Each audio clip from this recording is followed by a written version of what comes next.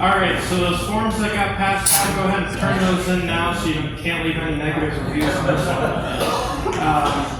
So this class was taken kind of out of my class that I gave last year at the Ohio Lighting Mini, all things DMX.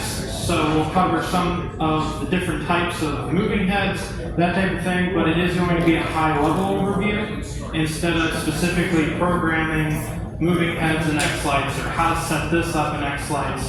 It's kind of giving you the different options of what you can do, and hopefully you can have some ideas from that. DMX moving heads with sequencing, you can spend weeks learning the different things, and I'll provide some resources at the end as well if you want to continue your knowledge. But let's go ahead and get in. So this is a great display behind me, but how can we make it maybe just a little better? How can you have that truly magical experience like you would at Disney or other type of shows, but with a hobbyist budget in mind, obviously? What about if we add some moving headlights? That might be too many. You could always be like this guy who lines his whole roof with them. This is Kyle from Michigan, by the way. He no longer has a show at his house, but this was a few years ago. This provides an awesome shocking effect that leaves your viewers in awe, and it brings your show kind of to that next level. But where did the show go to? It's a drive-through now. But you don't always have to do this with them and shine them in the sky. A little bit about me though. My name is Edwin Schuster. I'm currently 21 years old, and I started my, not addiction, that's supposed to say hobby, or life show in 2020. We've been doing this for 5 years. Me and my dad here both kind of take part in that. And who knew that it took COVID and us sitting bored on our minds to start playing with Christmas lights every year. For work, I kind of do a lot of things. Currently, right now, I'm full-time at my local church, but then I freelance with 4 other AV companies doing technology. At my church, I'm the creative arts technical director, so I do the graphic design, I do their lighting design, audio, video, pretty much all that stuff falls under me. On top of that, I do some freelancing stuff, all kinds of stuff, from running a camera, a presentation, to my favorite was, you're right, we live streamed an award ceremony in the ocean on a cruise ship, so that was pretty fun. This was our show last 2 years ago. We have a different type of show. We truly think of it as a show. So we offer 2 different half-hour shows that have custom narration in between. You see one of our 4 singing trees, only one of them's lit up. But we have 4 characters narrating the whole show for both half hours. The first half hour is a Christian-based story telling the story of Jesus' birth, the reason for the season. Larry's not in here, but he would agree. And the second half hour is fun traditional songs that everyone will like to listen to. When we started in 2020, like I said, we had 800 pixels, and this was our house. And now we have way too many, around 30,000 lights. This is my family, like I said. Me and my dad kind of lead the show, but then my mom helps by pushing lights, and my brothers are also involved. And it only took my mom twice, I think, to miss a ball pushing a choral prop to say that we need wire diagrams on all of our props. So you're welcome, GE and people that offer wire diagrams. So let's go ahead and get in. I'm going to talk a little bit about what DMX is if you don't know. So it is a lighting protocol. Like we have different LED node protocols like WS2811, something like that. This is a communication protocol that a lot of higher end professional shows use in the professional industry. Little backstory about it, it was created in 1986, but then was enhanced in the 90s for theater use, live production, and this is what you kind of see when you're at like a Trans-Siberian Orchestra or a Metallica concert, stuff like that. but this is just another option in your holiday lighting knowledge to help you display and tell a story. But enough of the history lesson. These are kind of the common connectors that you'll find. You'll see a 3-pin or a 5-pin cable that does look like 4-pin. Not really sure why, but need to get a new image. Or an RJ45 cable or Ethernet cable. On the left, you might see that and say, oh, that's a microphone cable or that's an XLR cable. And it is the same connector, but DMX cables, a little bit on the nerdier side, DMX specific cables have a higher impedance, which is 110 ohms than normal just mic or XLR cables, and those are 75 ohms. Basically means that you can have issues if you want to use a mic cable as a DMX cable, but if you're using a DMX cable for a microphone, it won't have an issue. So make sure if you're using lights and you want a cable, make sure it's a DMX specific cable.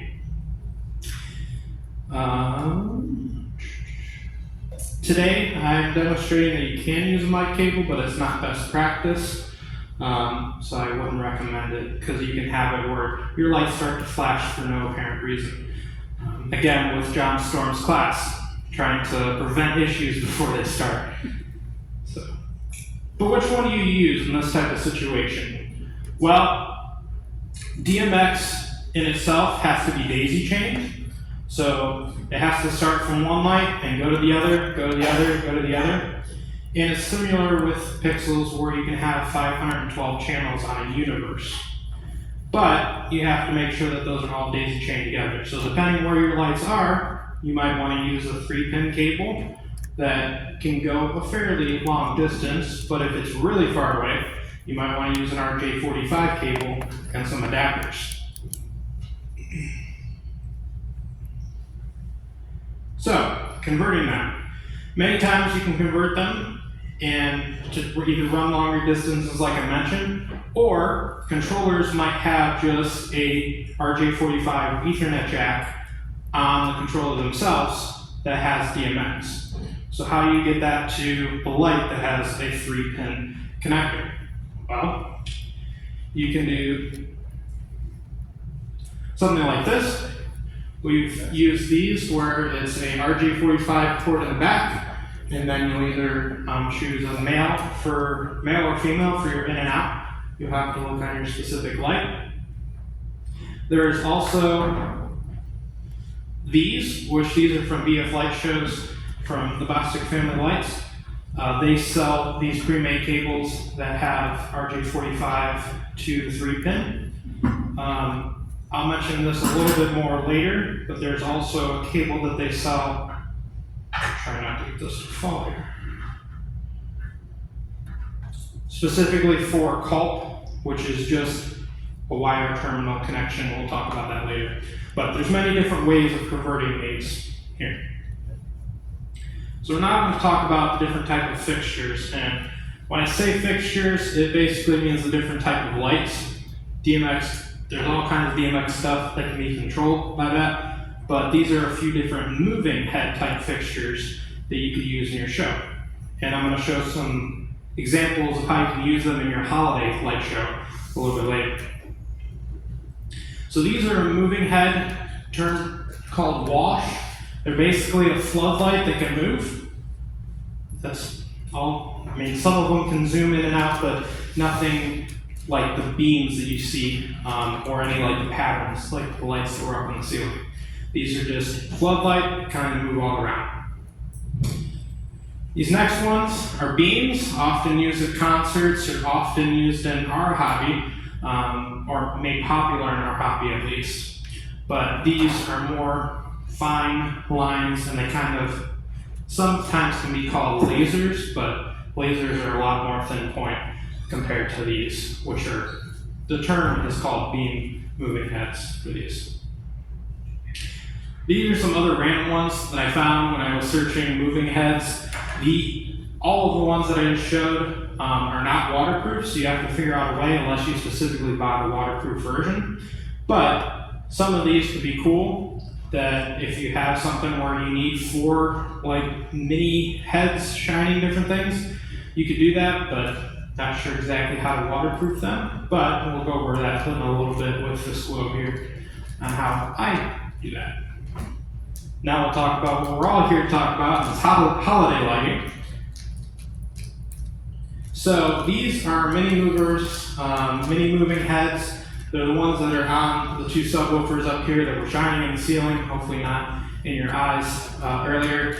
But these are what we have them doing. They are under our garage soffitting, and we have them running different patterns. The one on the left was for Halloween. We have them out. We do run a smoke machine, but this night specifically, the smoke wasn't going anywhere because there was no wind, so you could really see the beams and it looked really cool.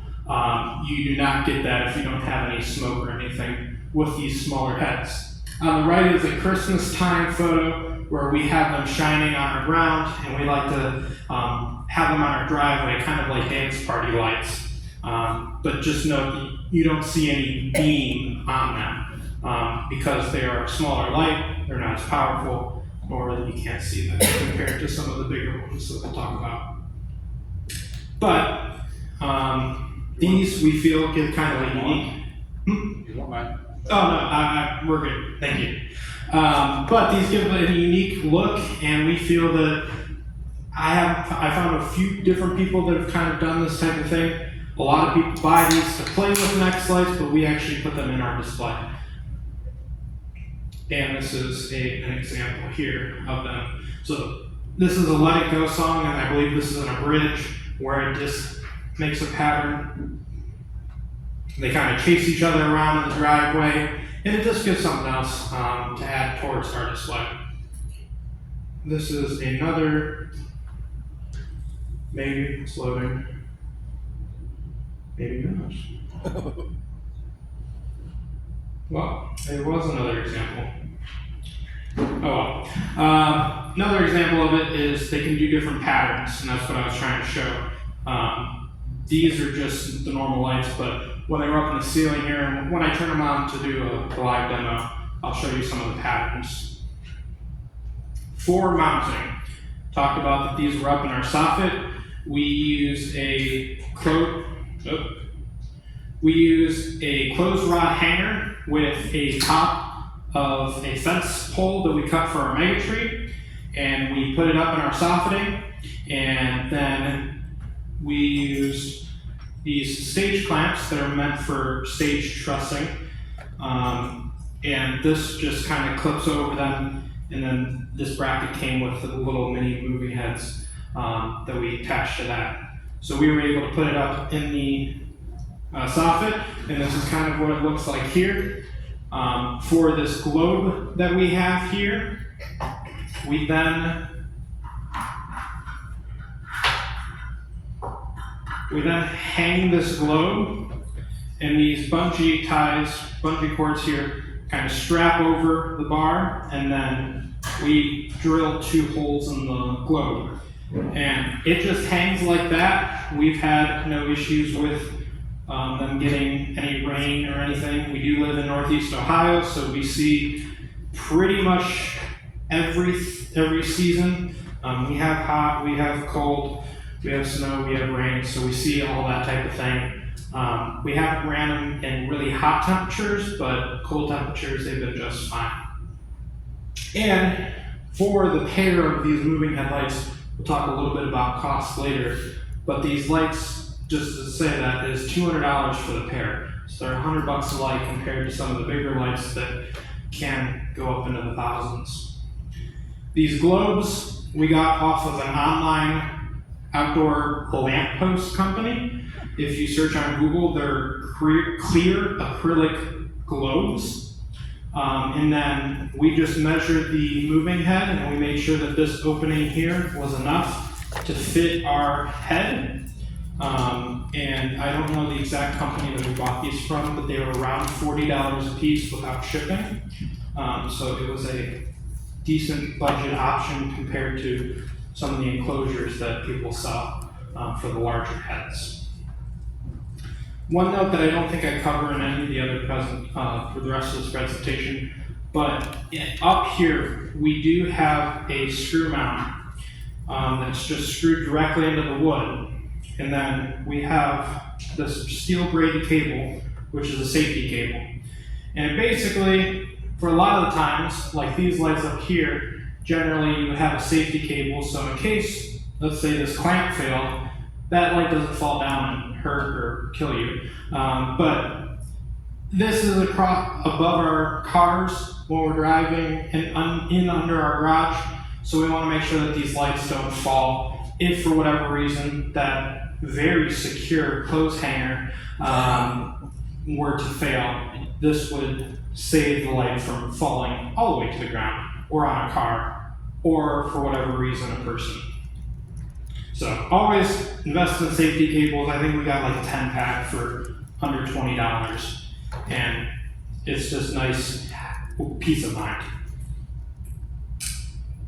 The other moving heads, I don't have any of these with me today, are called wash moving heads. We talked about these, they're like floodlights, but they can move. This was an example that I found on a show. He used them in his display. Same thing under his soffit, but he also flashed them around his driveway. But these have a wider kind of throw for light compared to the moving heads, which are more direct. And these don't offer any of the patterns or gobos that I was talking about.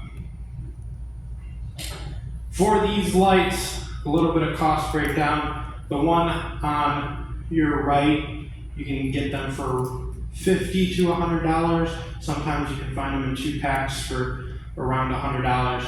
The one on the left, it's a much bigger light, much more powerful light. That one can go from like $300 to $400. But if you're trying to light up a huge area, if you have a lot of yard, maybe a tree or a few acres, that could be an option as well. Now, this is probably what the majority of people like to see in the hobby, like to talk about in the hobby. These were made popular, I believe, by Tom Betgeorge when he went on the Great Christmas Light Fight. He included these beam moving headlights like you see here up on top of his roof. Well, you can do that with that, but we have 2 of these, one of them's right here, but we don't put them on our roof. I was told when we started this that I could not go up on the roof or mount anything to the roof because it was a new house. So we have 2 of these in our flower bed. And this is unique because many people that I see don't really have them on the ground. Also, when I picked one of these up for the first time after it arrived on my front porch, I said I'm not carrying that on a ladder. So they're quite heavy for that. But if you do want to mount them up on top of the roof, you do have a few mounting options. On your right, you'll see this is kind of a unistrut frame, and people have solar companies that will come in and attach the brackets into your roof, so you have a secure mounting point for the unistrut, and then you can mount the lights on top of them. And then the other option is you could just DIY it with some wood frames and hope they don't go anywhere. They are heavy, but that's your call. The other thing that I did want to mention is, before I go into how we mount them in our flower bed, there is 2 different types of ways you could do these beam moving heads. In the right picture, they're in globes and enclosures, and there are indoor head moving headlights. Or on the left-hand side, you see something like what is down here, and this is a completely waterproof unit. So it can get rain, snow, and have little to no issue with that. The reason that many people do the enclosures and the dome is the speed difference. These that are all enclosed are a little slower, well, pretty slower, but these are older type. There have been some new heads that have came out in the last few years that are much faster and all waterproof. But we ordered these 1 to 2 years ago, and we decided just to go with these. Now, how we mount them. So this is how we have them set up in our flower bed. We did the DIY approach with some wood and conduit posts, and then we just have them tied down with some small ratchet straps. And then we also only have 2. Some people decide to buy 8, 10, 12. We decided to do 2 because there's so much money. And well, most of us, I don't think, have robbed a bank. So, but they're also not extremely expensive if you know how to buy them. Also, with us having just 2 of them, we like them as sprinkles on top of our cake or on top of our whatever. We like them as accents. We don't want them to be our complete and entire show. Love Kyle and what he does, but when people see this, they look in the sky, and I think it takes away a little bit compared to something like this where you have just that, just a few of them. But again, this is all personal preference, so do what you would like. For cost, I do get a lot of questions about cost. This was our order, direct from Alibaba. We went direct to a manufacturer that someone else in the hobby had recommended to me. We did have to wait for them on a boat. They weren't a US vendor, but through Alibaba, we did have some buyer protection in that, so I was comfortable with doing that. And so we got 2 of them for $1,120, rounded, shipped to the door, and I feel that that was a good price for that. There is a QR code for the direct link if you want it, and if not, you can also message me. I'll have my social information in the last slide here, but I just wanted to give that kind of breakdown. This was the listing. There were 400 a piece, plus all the shipping, and then you just submit an inquiry. If you've never worked with Alibaba, you submit an inquiry. I said, look, and only get 2 of them, but the selling quantity on the site said that they had to be a 10 or more, but they were okay with that. And then just make sure that you mention door-to-door shipping, and then I typed in the USA, our postal code, that. Not sure with the current state of all of the fees, the importing and exporting, but I'm not going to go with any of that. But this was 2023, and this was what this cost. And then they arrive in about 20 to 35 days, or 30 to 35 days. These are the small moving heads. These, again, right now they're $210, and if you know a father, they could be in here, arrive before Father's Day, if you'd like that. But again, that's the other QR code as well for that. But say you took a photo of a QR code, you bought them, they'll be here tomorrow or maybe tonight with Amazon shipping. How do you hook these up to your controller? Well, we can talk a little bit about that as well. So with an RJ45 connector, generally this is what I found for the pinout.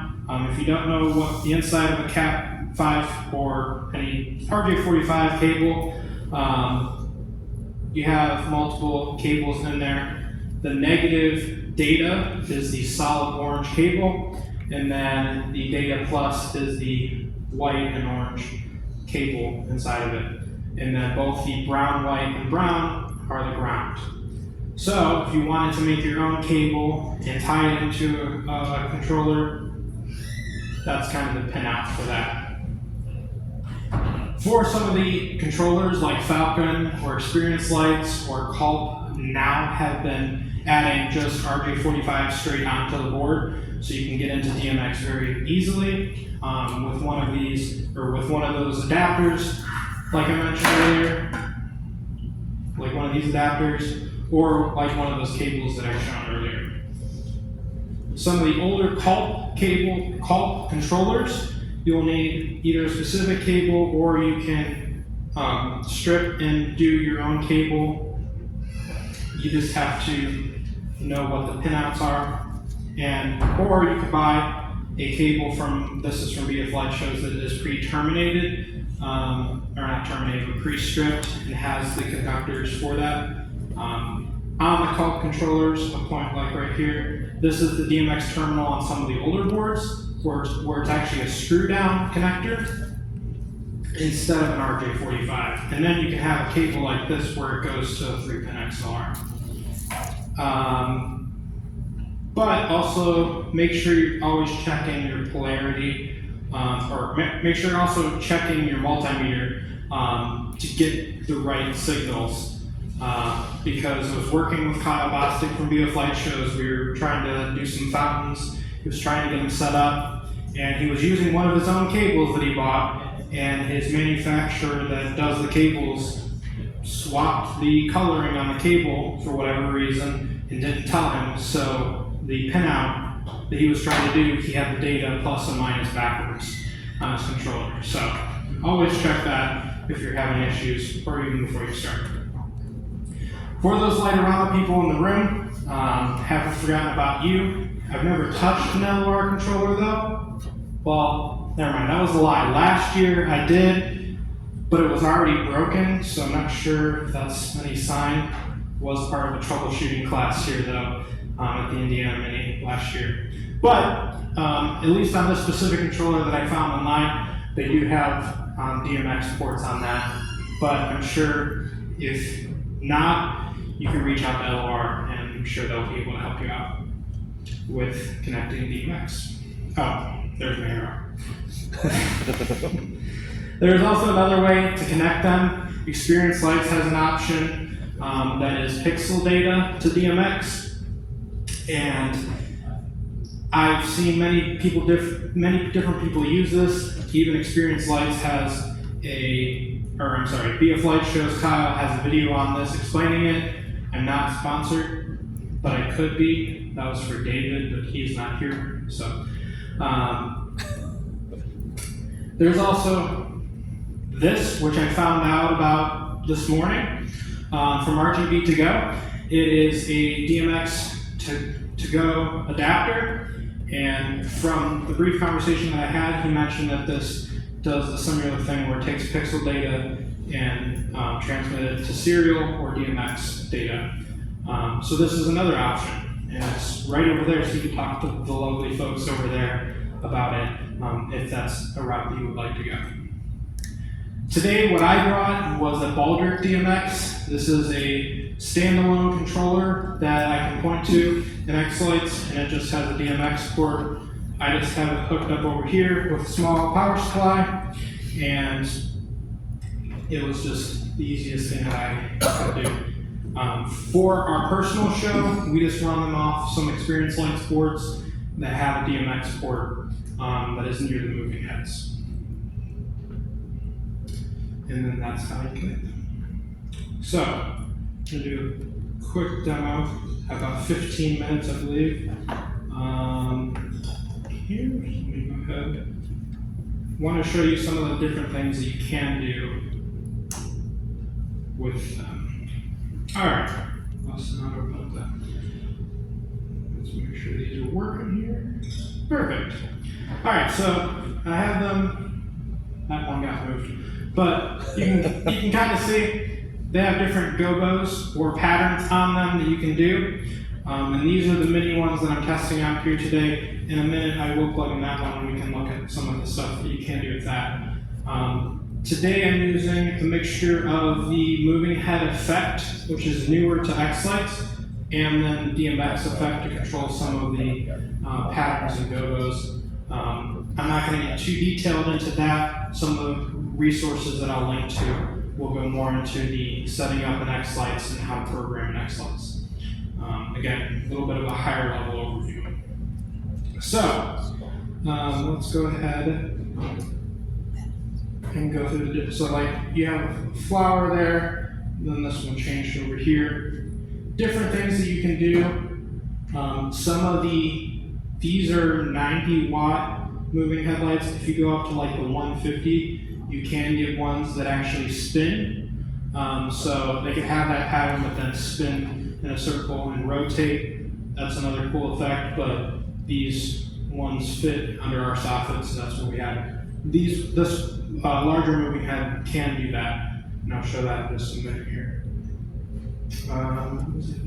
Oh, they also can do colors, and they're around the room here. Where are they going?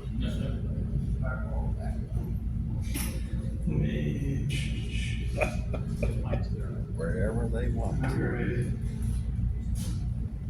So they can also do different colors. Red is the hardest to see. Well, it's pretty good there. Red is the hardest to see, but you can match them to your show. But you do have to be mindful of inside how it's changing colors. It's not like an RGB light. It actually has a little wheel inside. So you see when I control these, it kind of cycles through them. It's basically just a really powerful light inside, and then stuff that goes in front of it to change its color. So there is mechanicalness to it that you have to think for when you're sequencing. That also includes when you're moving it. If you want the moving heads to be pointed this way and come on and sweep up, say for example, but the starting is over here, you don't want that effect to just go. You need a preparation for that. So in X-Lights, you'll want to have a command that will move the head to that starting position, but not turn on the light. And do that ahead of time before you want it to start moving, because it actually has to physically move. Again, try not to get too detailed, but just some things to keep in mind. So there's the different colors there.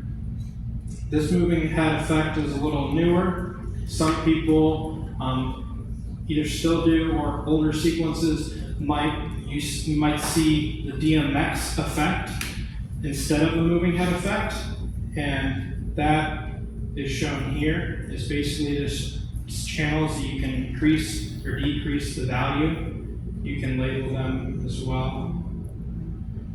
For instance, if I were to go down one, yeah, so I have these labeled here for my pan, tilt, all that thing, and then how they used to do it was value curves to get the light to move. And it wasn't the best way of doing it, so that's why they invented the moving head effect. But you'll still see people sequence both ways. All right, I'm gonna kick this other one on. Why it's not on is because it sounds like a vacuum cleaner when you turn it on. Isn't it right? It is, oh, there's the plug. It is loud.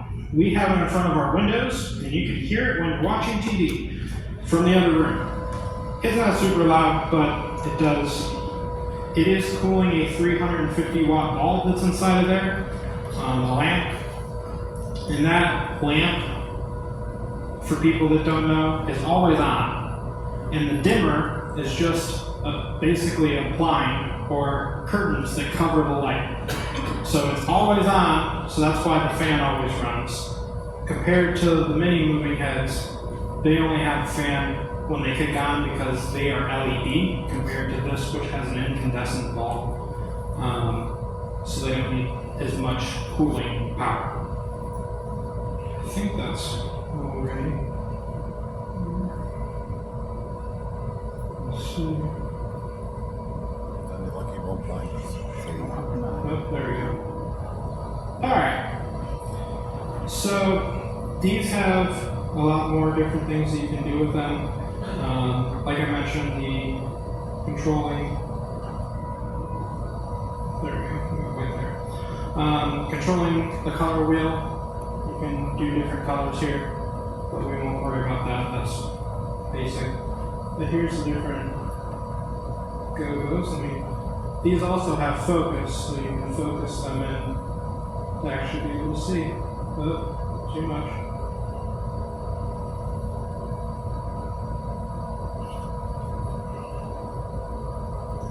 Alright, so you can kind of see that there.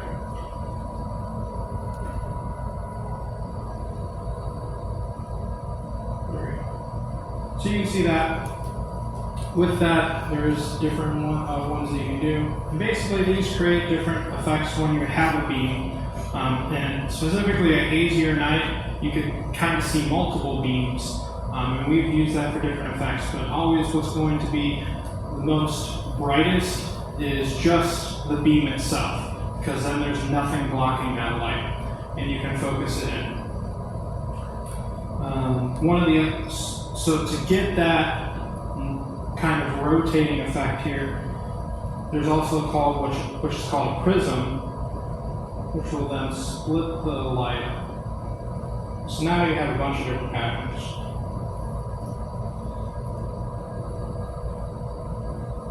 And then this one, we can start to rotate it.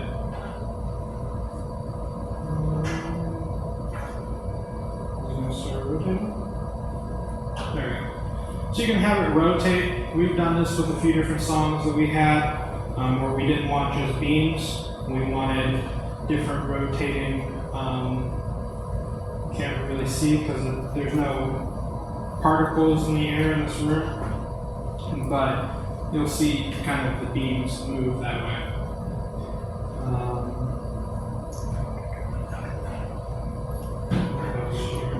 Thank you. One of the other things, I don't think I'm going to show much else in the demo, I just wanted to kind of get them on. One of the other things that you do have to be mindful of is with the lamp, you want to shut the lamp off, let it cool down before you completely turn it off. If you do have like a smart outlet, we let them run for 15 minutes with the lamp off to let them cool down. So under here, under the DMX, when you program and get this set up in X-Lights, there is a lamp control. And at a specific value, it will shut off the lamp. I'm forgetting exactly which one that is here. I believe it's around the 200s. Yeah, so the lamp just kicked off there. And then that actually turns the actual lamp inside of it off, not the thing that blocks it. And then we let it cool down for around 15 minutes before we actually kill power to it. So you might hear this all day during the day.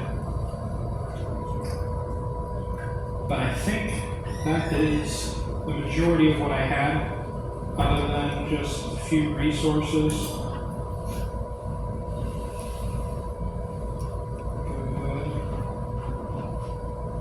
Cool, you can see my, oh, it's because I'm here.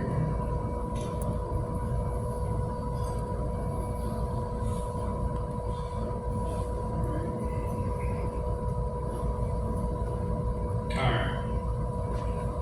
Here are the additional resources. This is a great video on how to set up, sequence, and even group. Some of the things that I was using was grouping, and then also mapping moving heads. If you buy a sequence or you have a sequence from another person, how to map them into that. This is a great video to do that. But this kind of class was just to kind of go over what you can do. Obviously, many people think that this is the only way that you can do moving heads, but there's also many options, many different options, whether it's the floodlights that move around, whether it's the mini moving heads that have different gobos and can dance in your driveway, or maybe it's something else that you want to light up a tree or moving, stuff like that. But that was kind of my class. Hopefully you got something out of it, sparked some ideas. Do have some questions, so go ahead. The big lights. Yes. Should you have 220 in the house and B, should they each be on a separate breaker? We've ran these on the same breaker as some of our other controllers with no issue. And they're 110. And they're on 110, they're not on 220. It's just 350 watts, so you just have to calculate the power to make sure you don't trip a breaker. But unless you're doing a ton of them, I don't think it would be an issue on a 120. So, Tom. Did you have to check into FAA regulations and worry about that, or are you just crossing your fingers and hoping for the best? So the question was FAA regulations, stuff like that. We are a little bit close to an airport, but with these lights, we didn't check. But what we've heard is they're not like lasers. It's pretty wide beam, And when planes are 10, 20,000 feet up in the air, the light is going to look like a flashlight to them. It's not going to be a fine point and line them. Compared to a laser where that little beam stays that little beam for miles, it never gets wider. So that's where these are completely different than lasers. But there have been people that have been posted that the airport asked them to not use them after purchasing them.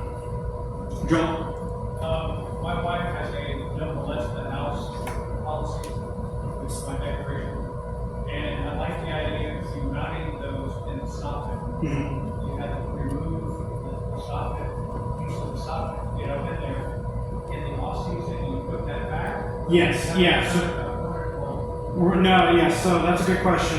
It was about the soffit that we kind of took apart. We did take apart the soffit panel, and we just keep that panel. It's actually just tucked up inside of there during the season when we do have the heads in there. And the globe fits around most of it. But the first year I think we did it, we did stick some metal like flashing around it to try to keep birds and stuff out of there as much as possible. This year we didn't do that and didn't have any issues other than when we left them up until March or the end of May or beginning of May, and birds were getting in there and making nests. But during the off season when we do have them down, we just replace that soffit with the original piece, and it looks like we haven't done anything. So, yeah. All right, thank you so much.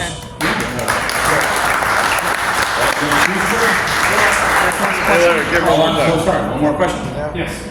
Have you had to worry about leaving it in place too long where it could burn? Yeah, can they burn your house? Yes. So these ones specifically, especially if you focus them into a fine point, they can burn a piece of paper. I haven't had any issues. My carpet has been very hot though, if I've left it in one place. That's why I turned it immediately to a different color, because when you put something in front of it, like a colored gel, it will reduce the heat and the output from it. Okay. So if you do have any other questions though, these are my social media. You can reach out to me and I'll be happy to answer any questions. Thank you.